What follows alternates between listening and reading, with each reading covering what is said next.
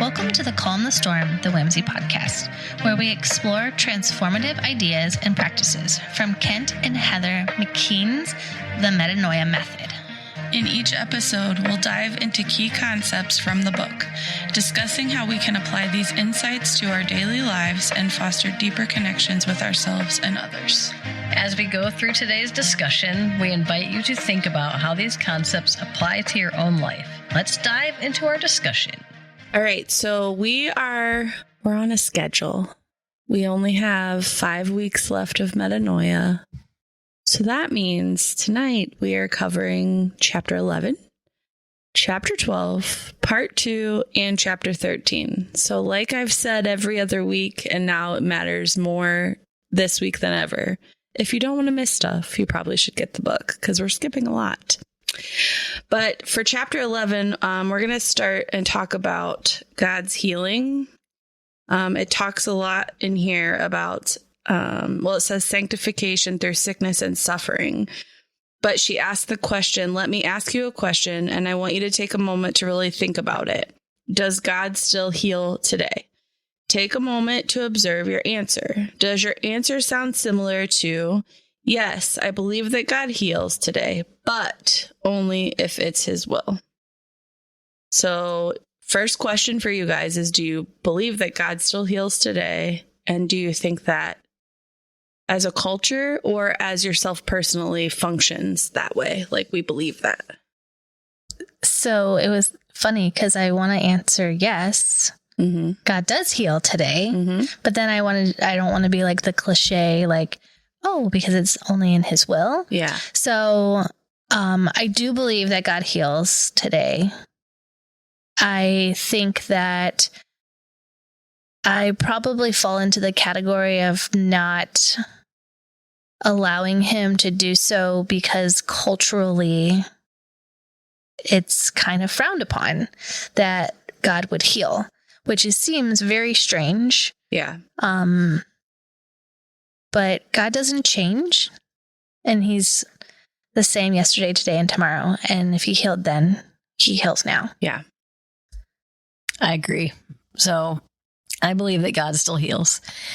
And I feel like our culture, people just don't think it really happens anymore. Mm-hmm. But like we went to Africa, we saw God heal people like right in front of our eyes when we prayed over them.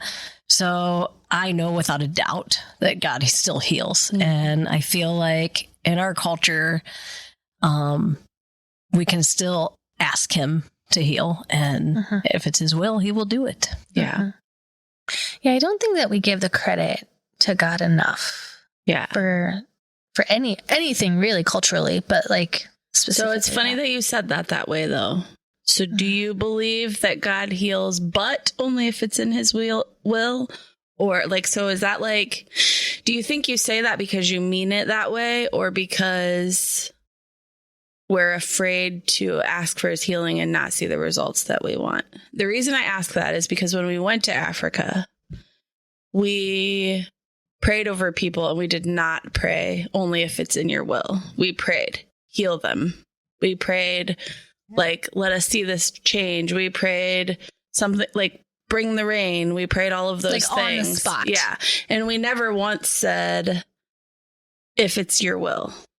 Right. So, but then when we come back here and we would pray over people, we would change how we prayed. Why do you think that is? Because you didn't pray that way in Africa. I didn't pray that way in Africa. Right. Part of me thinks, though, too, that it's because we're afraid that we are going to pray and then we're not going to get the results we want. But also, does the person being prayed over have faith that they'll be healed? True. So there's just a lot of it, but it reminds me of the Christianese thing all over again. Like it's like a safety net. I do have to say, though, like when we say like God's will, I mean, ultimately God knows. Mm-hmm. So like we just use that as a cop out. Yes. Like on our part. Right. To be like, if it's in God's will. Yeah. Because we don't know. Only he knows. And we don't want to look stupid. We don't want to look dumb when we say, I want you to be healed. Like, God, heal this person. Mm-hmm. And then if it doesn't happen, then, we must have did something wrong. Right. Right. Yeah. Okay, we're going to skip all the way to page 214. And it says, like, this book talks a lot about not only like Christianity, but also medicine and science. It kind of groups it all together instead of just picking one side or another, which I kind of actually like that about it. But it says the goal of medicine and the goal of Christianity is to restore wholeness to the mind, body, and spirit. And then if I skip down, I highlighted, but Jesus helps us understand blame and shame are never the answers. Oh, because it talks about, like, if somebody has a sickness, a lot of times people will say it's from sin or it's from their parents' sin.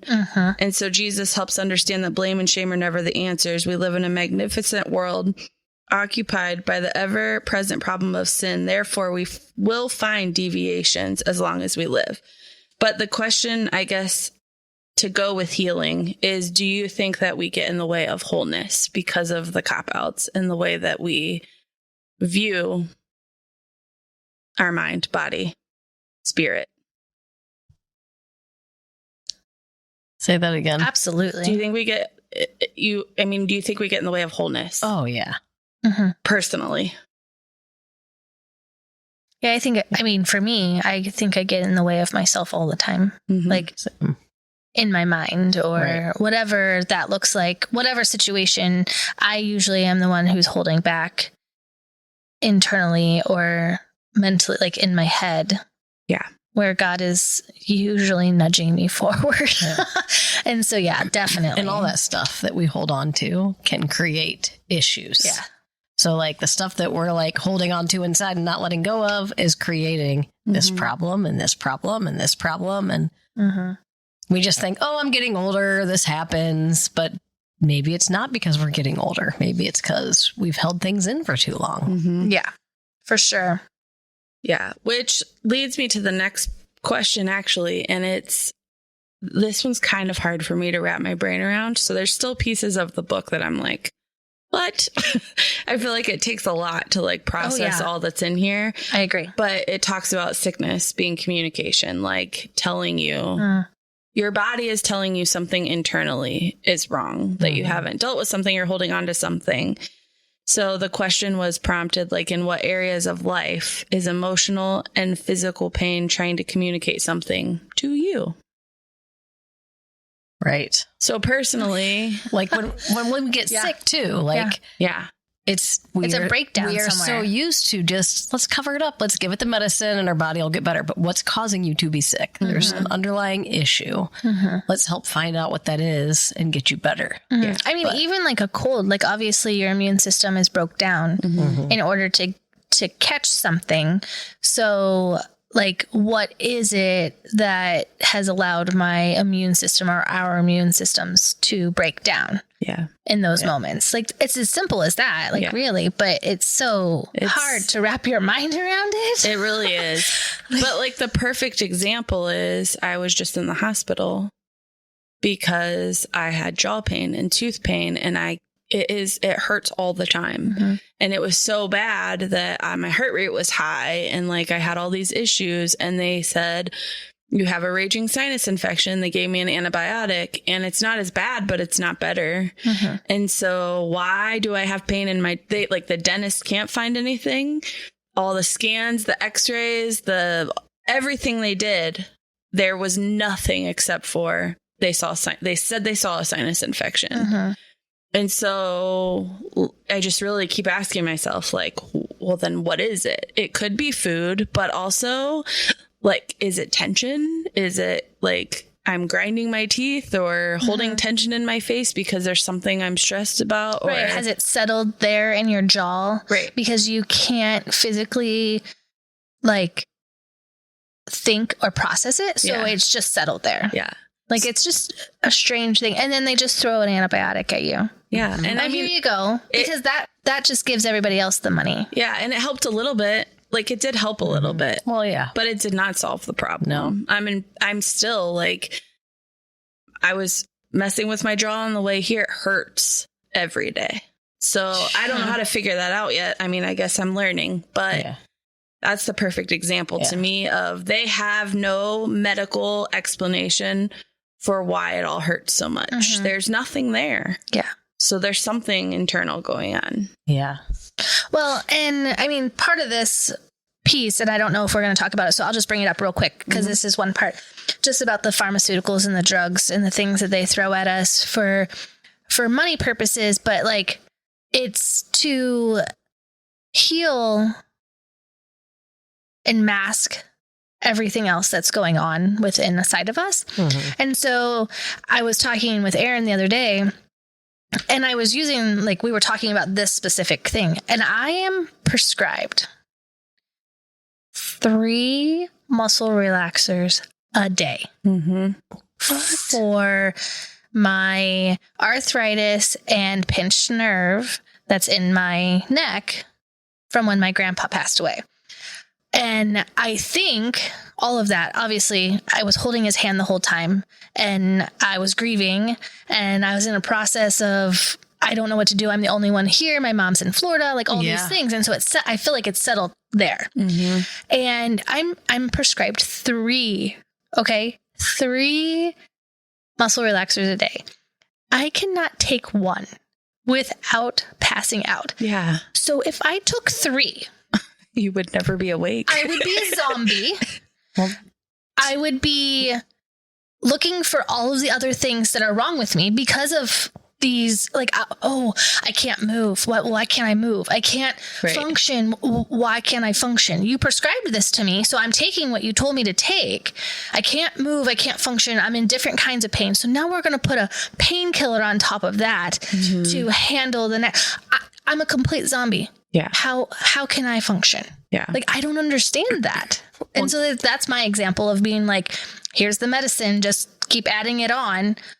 Yeah. So God like created these our amazing bodies to heal themselves. Yes. Like we get a cut, it knows what to do. It starts to heal itself. So when there's these big issues, like it's saying something, we need something. I'm not a huge pharmaceutical girl. I will find every natural way possible first before I go down that road. I'm not saying that they're bad. I'm saying that I just don't want that. And because I feel like it's not helping you heal, it's just masking a problem. Right. So it's still there, but God has created this body that we just need to figure out what it's lacking that it needs to help whatever the issue may be. Absolutely.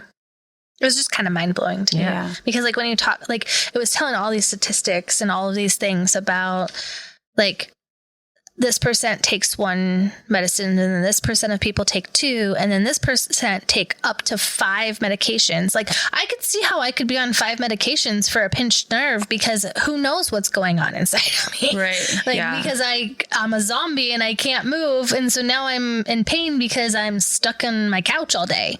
Like, you probably needed to shake it off after you went through all that. Did. Actually, I was talking to Aaron about this too, the shaking off thing. And you know how I like cry, a good cry? Yeah. I feel like my body while I'm crying is violently shaking. Okay, well.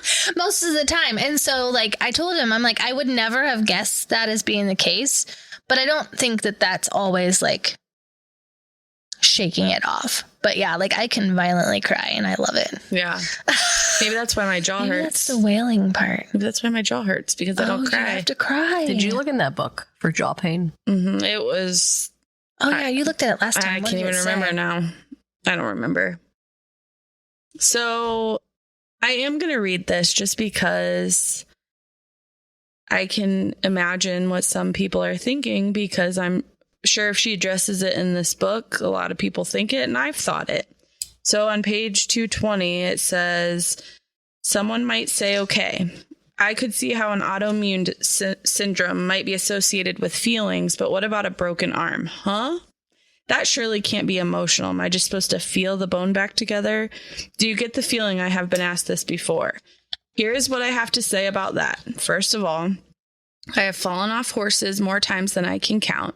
And though I have broken many bones, I don't always break something when I fall.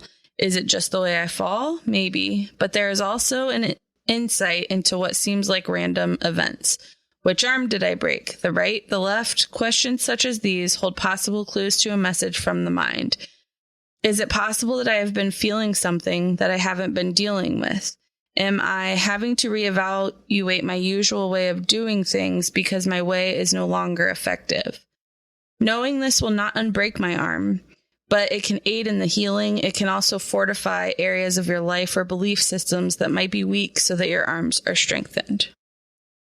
So I just wanted to share that because I feel like a lot of people might have that question. Hi, Putter Dog. Oh my goodness. She's probably locked out. Everybody probably went to bed and she's just sitting at the door. And the dog's at the door. Can we pause? I don't think anybody's up there. I don't remember what my question was now. Okay, so we were talking, you had just read that part about the arm being strengthened. Yeah. And so I don't know where I was going. Shoot. It's gone. Oh, okay. All right, we're gone. So it does make me think about like my kids and asthma though, because they don't like. Makes me wonder, that's interesting. But like, what could they be holding on emotionally or internally that would? We would have to look up what asthma is, because the interesting thing is that is a possible generational something. And it also can be related to something that they are like. I mean, asthma is like an autoimmune or for something, sure. Can it? Like, can't something trigger it?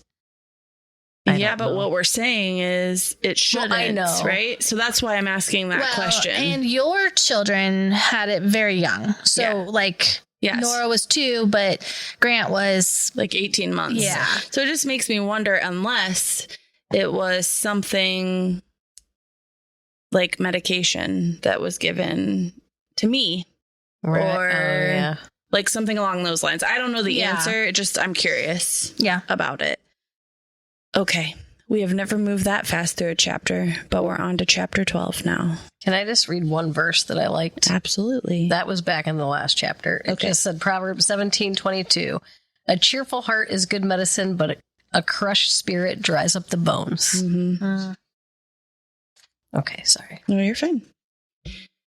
Okay, I just wanted to, I feel like we might have to spend a little bit more time in chapter 12. There's a lot in here that I feel like is good. So I think I've heard of a secondary gain before, just maybe not called that, like in those words. I was still really confused by a secondary gain. So basically, it's like whatever we're weighed down by or what sickness we have, we're gaining something from that. So it's easier to stay stuck, because if we get unstuck and we heal, then we'll lose the attention, or we'll lose the crutch that we have, or we can't lay around in bed all day because we're on muscle relaxers, right? Or we're not on muscle relaxers. So that's basically what a secondary gain is. It says when we benefit from something that on the surface looks negative, we call this a secondary gain. If I'm overweight, someone will finally love me for who I am and not what I look like. So there's no insecurity there if you can rely on that. If I self-sabotage good job opportunities, I will never have to face the pressure that comes with maintaining success. So you just take the easy route instead. Easy. Yeah. If I'm sick, I won't be expected to do all those things that drain me emotionally. You'll be relying on other people to take care of you. So she also lists a bunch of questions and excuses that people... I found this really interesting. Yeah. That people use when they don't really want to go through the work. Before we move on to that, though, do you guys feel like any secondary gains stick out to you personally? Okay, so when I did this book study the first time, and we talked about my blood pressure, she said, what's the secondary gain? I cannot figure it out, so I don't know what it would be. Oh, I remember you saying that. I don't know what that would be. I don't know. I'm still trying to figure that out. Because why is it there? Why is it there? I'm sure I have a secondary gain in something. Do people worry about you when you have high blood pressure? Maybe. Take care of you? Maybe that? Like, you do a lot of taking care of other people. So when you have high blood pressure, it makes people say, oh, shoot, like, maybe she needs taken care of right now. Maybe that's what it is subconsciously. Could be. I don't know. I'm trying to think for me. I know, like, I'm trying to process. There's things, I'm sure. Yeah. But it's weird because, like, so high how did blood that pressure come up? Like, how did she say that to you? Like, was she very specific because she... No, we talked about issues that we had. And she said, what are you gaining from that? And it's just weird because, like, my mom has high blood pressure. My brother has high blood pressure. My sister has a low blood pressure. I'm like, what the heck? Weird. Yeah. I mean, if you guys can think of anything along the way, let me know. You don't have anything right now either, like at the top of your head either? Well, I'm trying to think. No, I can't think of anything right off the top of my head. I'm trying to process all the issues that I have. Right. I mean, we've got issues. And what would the secondary gains from them be? I mean, I do think, which is funny because as a 2, like, someday we will talk about personality types. Yeah. But one of the negative qualities of a 2 is using sickness to get, like, compassion and, like, caring from other people. That is on the list. And so I don't think I do that on purpose, but if I'm not doing well and people, like, want to love on me and take care of me, that's definitely a secondary gain, I think. Okay. Do you not remember that from the studies? No, I remember it. I'm just thinking, I don't feel like you do that, but maybe you do. Like, I don't know. You know what I'm saying? Because it's not me. Well, I don't do it on purpose. Well, I don't think. But I think any of us as moms, like, that could be a secondary gain from not being well, like, or wives or people. Oh, I don't feel good. I'm going to go lay down. And somebody's going to take care of me. I just got to go lay down because I never get to. Right. Yeah. So it could be super simple. So some of the questions and excuses. The first one is, I've tried everything. Nothing works for me. I've said that way too many times. So many times. I've prayed, fasted, asked God to take this away, yet I still have it. Does that mean God is just saying no? Shouldn't I just accept this? I've probably been guilty of that. So you're saying you need something more than the Bible to heal. I'm going to answer that question. She said no. Instead, we're revealing that everything in the Bible is there to help us and learn how to heal from the inside out. Okay, I might need to give some answers to these questions because they're really good. Let's go back. I've tried everything. Nothing works for me. We typically need to address the what ifs behind the person getting better. Who will I be if I don't have this problem? To deal with this, we often need to go back and find out why it is so important to them that it doesn't work. And then the praying and fasting, she says, we know from scripture that God wants all people to be saved. And from my experience, his heart also yearns for all people to be healed, but we have to be willing. So are you saying you need something more than the Bible? I answered that one. Okay. So this next question... what is crazy to me. So there were 2 things. Like, I talked to Kelly about, what was it? I got to look at my note. Changing memories, because we're going to cover that too. And then I talked to Crystal about the New Age thinking, like how it feels kind of New Age when you read this. And also the health and wealth. Yeah. And then she answered all those questions, like literally right after I talked to you both about those things in the same week. It's kind of weird when you said that, because after, like, we had this conversation, we talked about that specifically, where I and you both said, like, this sounds kind of like New Agey or health and wealth or, you know, or whatever. And then we're like, oh, that's totally... It makes sense. We distort that. Yeah. So it says, how is it different from New Age thinking about healing? And she says, many models will claim a new find is the course to all healing. So how is the Metanoia Method different? We give God all the credit. God offers us everything we need for life and godliness. Be willing to discover this amazing world and our amazing brains that he created. So I feel like, Kelly, you've been telling us that for so long. Like when you were reading this book, like God gave us already everything that we need. Mm-hmm. Aren't you kind of taking God out of this was another question. And it says, absolutely not. We firmly believe that with man, this is impossible, but not with God. All things are possible with God. Only because of how God created us can any of this be possible. We absolutely keep God at the center of our healing. And then where does the Holy Spirit come into play? I didn't highlight anything for that. I think the Holy Spirit is instrumental in helping us reveal the places inside us that need healing.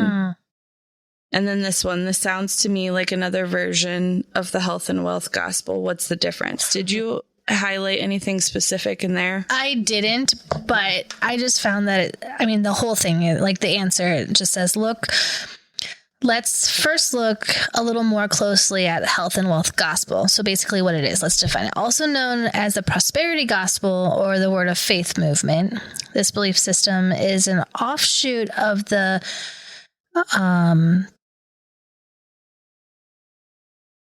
how do you say that? Protestant? Oh, Protestant. Yep, sorry. Yeah. I'm like, wait a minute. Church. And more recently affiliated with the Pentecostal and charismatic movements. So then it says this theology is mostly centered around material wealth and physical healing. It depends on a very contractual relationship with God and the Bible. Property or illness are viewed... Poverty. I'm sorry. That's okay. I just want to make Property. sure. Poverty or illness are viewed as curses that result from a lack of faith. An overarching message in this gospel is that the more you give financially, the more God will give you in return, which I thought was really crazy. Mm-hmm. But this is not what this is about. Yeah. Right. And then it says over here, I hope it is clear Metanoia Method does not align with this theology. We do believe that God wants his people to live abundantly. We do not believe that material wealth or physical health is proof of God's favor. Similarly, we do not believe that poverty or illness equates to distance or dissatisfaction from God. I do have all of that highlighted, by the way. Yeah. I just wasn't sure that it was on the same, like when we were talking about it. But then I wrote here, like sickness and health are related to what happens outside of the body. Like, so we do believe that sickness and illness is in the body. Relationship issues, mental health concerns, and many other problems have more to do with what is happening inside rather than on the outside. Mm-hmm. And I think that that's very accurate and true.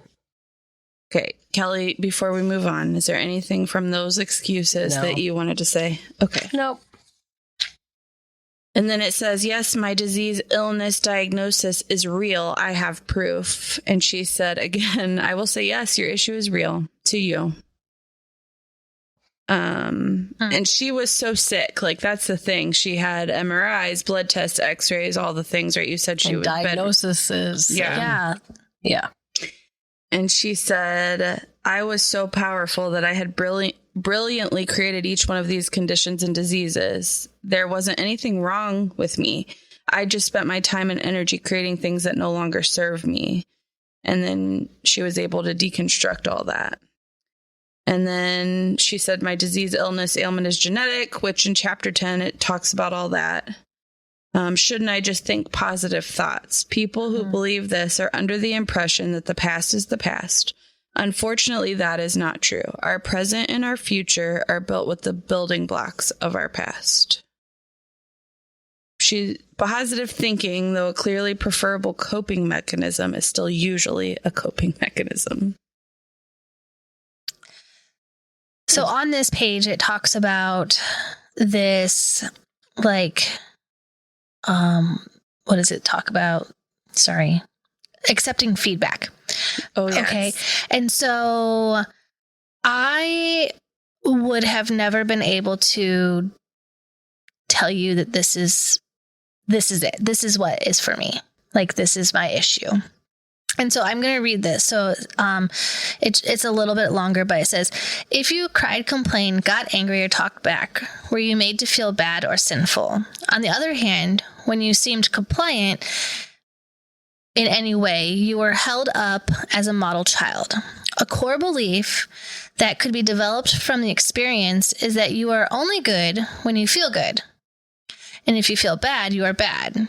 You would eventually learn that the negative feelings, thoughts, and emotions meant that you weren't good enough. You could grow up not trusting your emotions and in turn yourself. You could grow up to believe that vulnerability or any discomfort was weak, sinful, or an inconvenience to those around you. As a result, you would believe that the only way to be accepted to others is to be perfect and quiet. Of course, it is not completely unrealistic to feel good all the time. So when an individual feels bad or reaches out for help in any way, they may feel so uncomfortable and so rejected already that they end up sabotaging the bid for attention. This only deepens the belief and continues the cycle. So then it talks here. It says, another common example would be accepting feedback. If you grew up feeling like your worth was based on whether you had approval of those around you, it is likely that you will continue to seek out validation. Being able to ask for and accept feedback is a healthy way, is vital to our growth and connection with others. But for some whose worth is wrapped up in these interactions, getting feedback can seem like a life-threatening venture. If the feedback is good, you feel validated and worthy as a human. If the feedback is bad, it is a direct reflection on you as a person. You will process work that could use improvement in a certain area, as I myself need improvement and I myself am being rejected. This individual will not be able to hear anything but what they ultimately believe about themselves. You cannot positive think your way around these belief systems. This is so crazy to me because this is exactly where I fall. I feel like I fall there too. Accepting feedback has been forever an issue of confrontation in my life. Immediate negative of any kind, I freak out. I lose it. And I mean, lose it. Okay. I feel like I'm right there with you on that. Like, it is insane. And I'm like, what in the world? So I was like trying to process this as I was reading the last couple of days. And I'm like, what is it? Like, I had a good childhood. I grew up fine. No, I never felt like I needed to like have approval or be approved but I did. And I didn't even realize it because this is how I grew up. I grew up with a performance and reputation legacy overarch. We're Parhams. Parham power.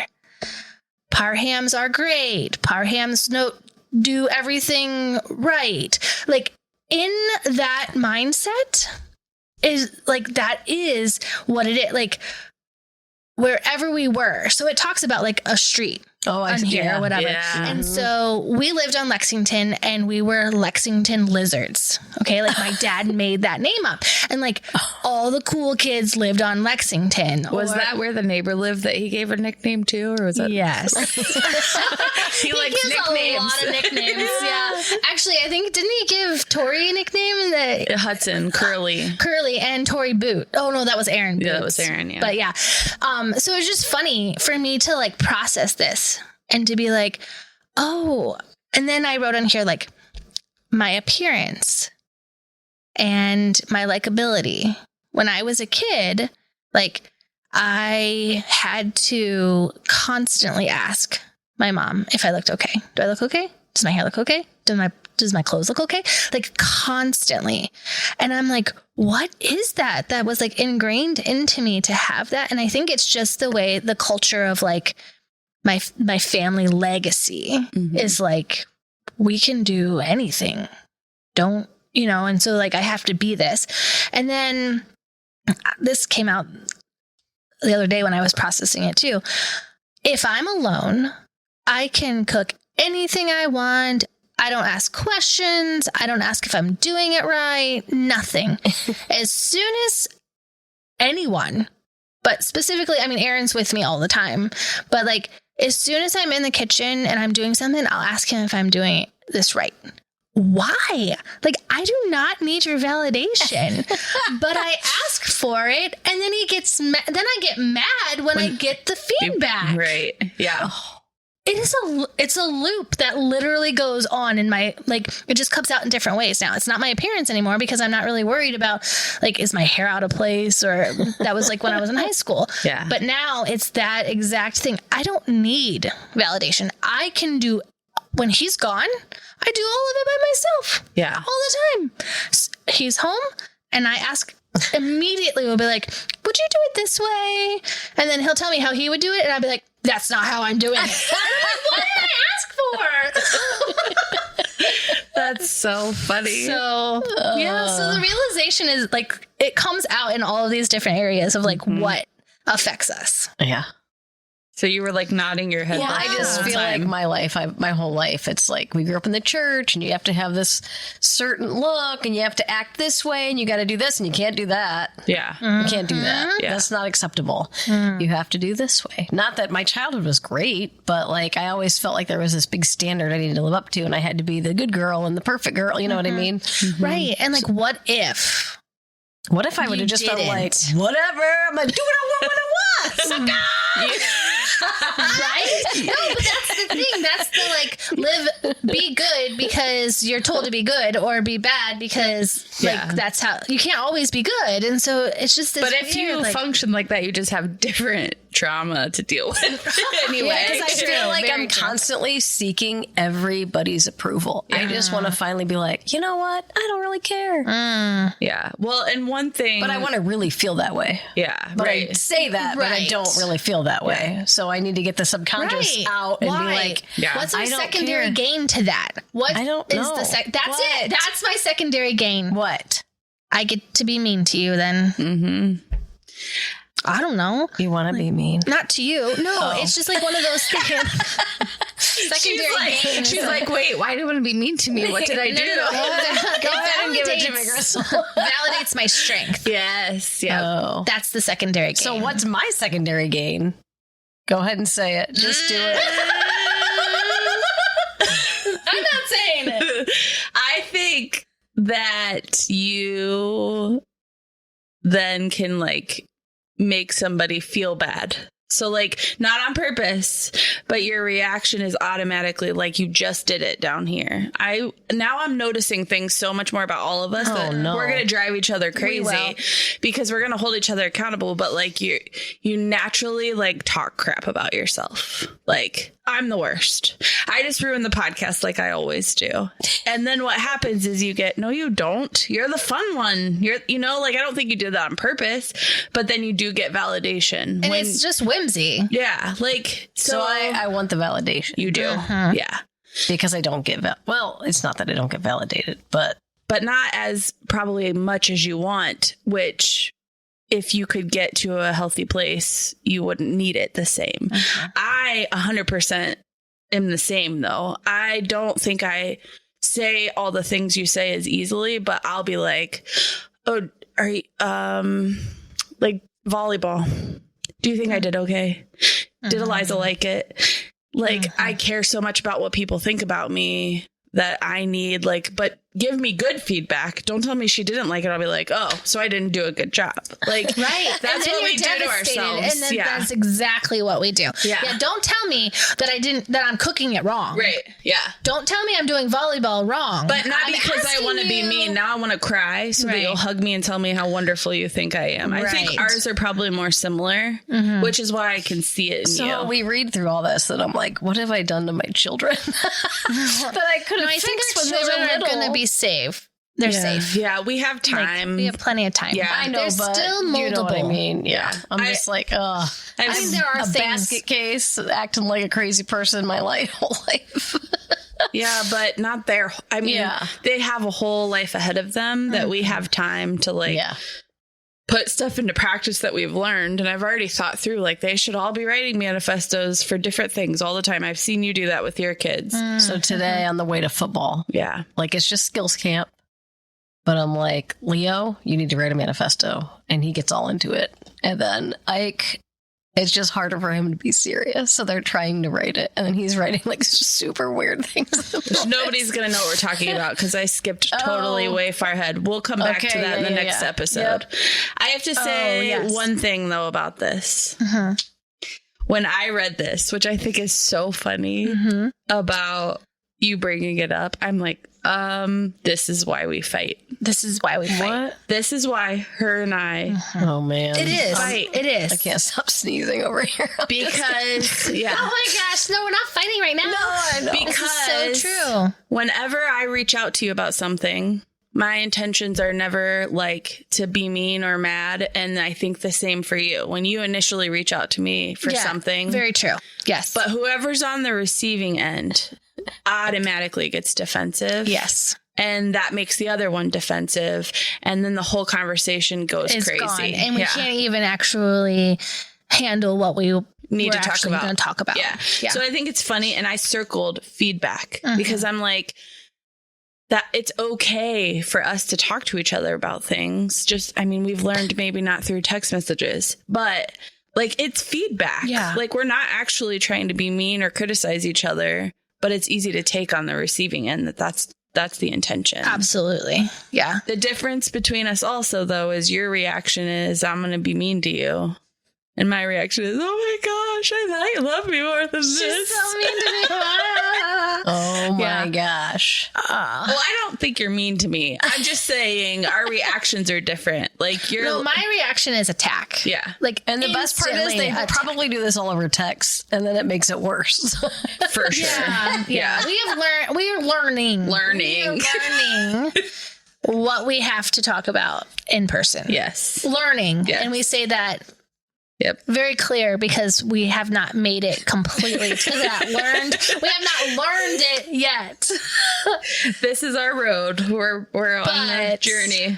We do love each other. Yes. And all of us. We fight like sisters. And I think that's what the difficult part about that is that just try to keep my mouth shut. We know little sister. Yeah. So Aaron has actually identified what our roles are in sisters. Okay. So he said, I'm the oldest. Okay, totally. Trying to always take care of everybody, make sure everybody's okay, save the day if anybody needs anything. He said, what is she? She's the youngest. That we have to take care of her. Yes. You need a lot of help. Like you need a saving. Oh my goodness. The feedback's not really good right now, but I need a savior? No. You're no. good accepting help, though. Yes. Like, you'll be like, hey, come help me declutter my home. You've told this to us. I'm like, no, you can't help me, but I'll help you. That's just how I am and how you are. But hers is actually the worst. Erin said she's terrible. Like the bratty middle child that just wants her way. I think it's hilarious. I don't think that's all accurate, but I think it's funny. Our personality savior. It comes out in who we are, though. Whimsy, you take care of me. Calm the storm. Like you're okay with it, though, and you know it. I am. Don't ask for validation right now. On the podcast twice now. Oh goodness. Where are you skipping to? Well, do you have anything? Where are we going? A couple more excuses are I'm too sick, tired, busy, stressed to do this work. And she says, I would say that you are too sick, tired, busy, stressed not to do this work. I don't feel comfortable sharing all the horrible things that were done to me or that I have done. And she said, that's okay. The change is within your mind.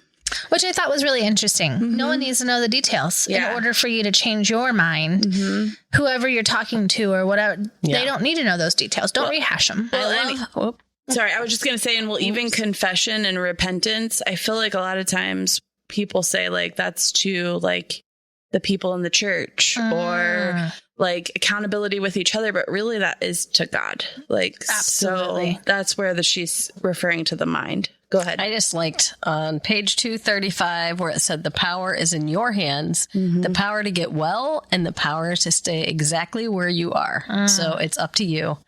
And then later down, it just says you are not stuck. Yeah. So we have the power to change everything. Yeah. But are we willing to put the work in to do it? So I'll just say I read this book before. And then I got to a point where I'm like, what? Hmm. And I didn't know what to do with it. But now I feel like I'm ready to like make those steps, because I don't want to live this way and then my kids live this way because this is how I've lived. And I say things about myself. Well, I just ruined that. My kids do that all the time because of me. So like, I want them to view life differently and live life to the full. Yeah. And it has to help when you're not doing it alone. So yeah. Now we all have accountability. Yeah. And we're reading it together. So you guys can be like, Crystal, shape up. And then later in the book where it has you like actually going through things. Steps. Yeah. And I could never seem to do it because some of them seemed a little ridiculous. But then when I sat in with Jeannie and she had me do them, yes, some of it still felt a little ridiculous, but I left there feeling like a ton of weight was lifted and things in my mind changed. Yeah. And I feel like every time I feel that way, it's a little ridiculous or this feels off or is it new agey or whatever, I just keep coming back to what we're doing now is not working. Right. So why not at least try something? Right. Let's just try it. And again, we're not saying that this is our spiritual, like we are still trusting in God and we still read the Bible for our answers, not just this book. And so like that being said, this is a tool in our tool belt that we can keep using to move forward. Right. Yeah. And it's funny, the next question is, my childhood was pretty good. I don't really think I have any traumas. How can this help me? Which we have all repeated about 100 times in the last conversation we had. Yes. My childhood was good. Which is so strange. Like, you don't think that you got issues until you know you got issues. So you're like, whoa. Okay. So on that page, it says it doesn't have to be a traumatic childhood. It can be war, heartbreak, the loss of a loved one, or a natural disaster. It can be a religious trauma, a car accident, or betrayal by a close friend. Right. So, and how many times have all of those happened to all of us as children? Right. Like, death is significant. Yeah. Both of our lives. I mean, all of our lives. Yeah.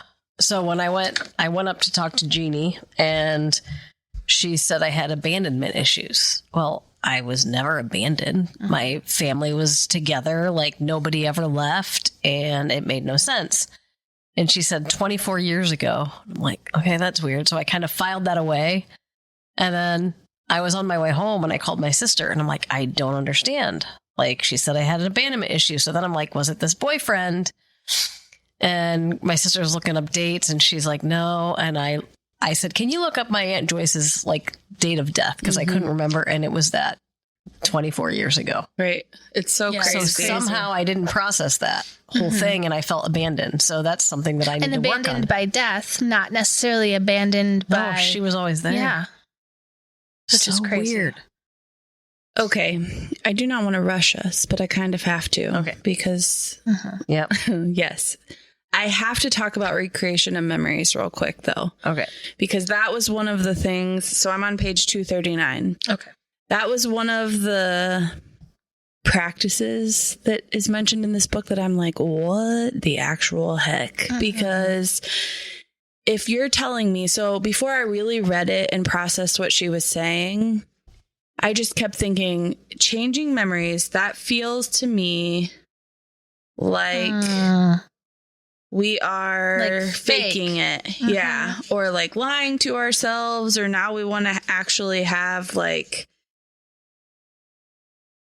I don't know, like memories that aren't real just to feel better. But I'm going to do my best to like talk about this without reading too much. So she saw someone in therapy, not Jeannie, the person who wrote the book.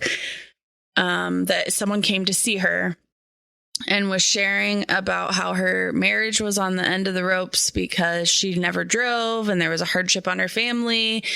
And the reason she didn't drive or even want to be in a car was because they got into an accident, right? There was a slam on the brakes and they ran somebody over. She wasn't driving, but she like remembers the feeling and like all the trauma that came with that. So when they worked on changing the memory, they didn't take away the initial memory. They just changed the feelings that came after the triggers, right? Yes. I would say that that's what it was saying, right? Yeah. Because I can't remember where it says this, but she said in the book, I wish I would have marked it down, but I didn't. She says in here, the initial memory, it's still there. You don't forget it. But she went through a different kind of process to change how the subconscious reacted to the jolt of the car or slamming on the brakes. And they went from a chair to doing it in the car.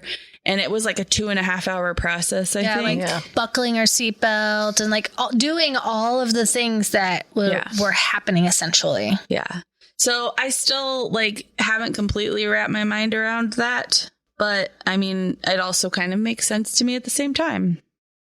Do you have anything to say about that? Yeah, I still like it's confusing to me. Like she changed the triggers, so when they hit the person, she's like, "Whoa, it feels like a roller coaster." Wait, like what? Yay! I'm like, wait a minute, what? You still had the person, right? That's traumatic. I get that, and that person probably didn't. Maybe survived, maybe didn't survive. Now so, I feel really weird. Yeah, like how are they? I read that, but I still struggle with changing it. Because I'd like to change a lot of memories I have. Yeah. Well, none of us have the answers for that right now. Yeah, no answers. We'll have to do some more research on that one because I feel like the concept makes sense to me now that I understand it a little bit more. But walking myself or someone else through that. Yeah. And specifically, I guess, like hitting somebody with a car. Yeah. So they have these like retreat things. I'm like, it'd be cool to go and see if I'd survive. How they fix how they like. I'd like to see how they went through all of that. I would like to also, but I think that we'd have some legit content after that because we'd probably be like, don't touch me. Can I just observe? I do not want to participate. Do not do this to me. See, we're still like... See, I would totally be all about it. Well, we'll just watch and observe what you go through. We'll let you go. We'll just be your escort. And we'll see what... I would love to be there. I would be terrified to walk through it all, though. Yeah. Woo. I don't know. I don't know what memory I'd want to... I just want them to think fix I'm it okay. All. Help me get through. I think I'm okay with all of my memories. You just covered it all up. It's like the paint they talked about. That's the secondary You can put another coat of paint on there, guys. but the cracks will come out. She said you can put another coat of paint on there. But eventually, all the problems will still resurface. Okay, Whimsy. Oh my goodness. The paint's cracking all the time. It reminds me like what she just talked about. And we watch way more shows than you, but it reminded me of 9 Perfect Strangers. Oh, the retreat. It's like a mental health retreat, and she could... there wouldn't be like the... Did I watch that? No, I doubt it. Oh my gosh, that was so strange. I think I did. Like psychedelic drugs and stuff like that. I think I did. Yeah, that's all I can think about. I can't really remember. Maybe I was there. I don't remember. In Fire Country, there was a retreat that they were on too, where they were like walking on fire. Have you seen that episode yet? I don't remember. I want to walk on fire. All of that sounds crazy. It was like a retreat for healing. Okay, part 2 overview. Let's just quickly answer this question. I know, we're going fast. What have I learned so far that has empowered me to change my mind? All right. I think I've learned this so far. The biggest thing is to change my mindset on the day. Like having a good attitude, knowing that I can do this, knowing that things can change and I don't have to be... My mind can help me feel how I need to feel that day. I can either be really up and motivated to get things done, or I can be depressed and woe is me. And it's all the power of my mind to get it going in the right direction. Mm-hmm. And that my body's created to heal itself. So what do I need to make those parts heal? Yeah. Mm-hmm.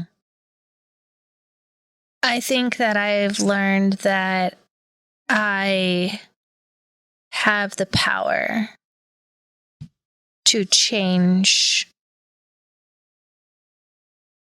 the outcome of my responses. So like how I respond emotionally to certain things. I've been working really hard on, like, that's answering the question, right? Like, okay. I'm like, oh gosh, am I going off track? But, like that whole mind change, I have a choice. I'm not stuck. I can move forward. I have the power to make that true. And I think that that's what I'm learning and processing. Yeah. Probably what has stuck out to me the most so far is that the words that I say make a difference in how I feel, how I function, maybe sickness that I'm facing, even like it all puts you in a funk, or it changes your outlook on things so much that all of the rest of it flows with it.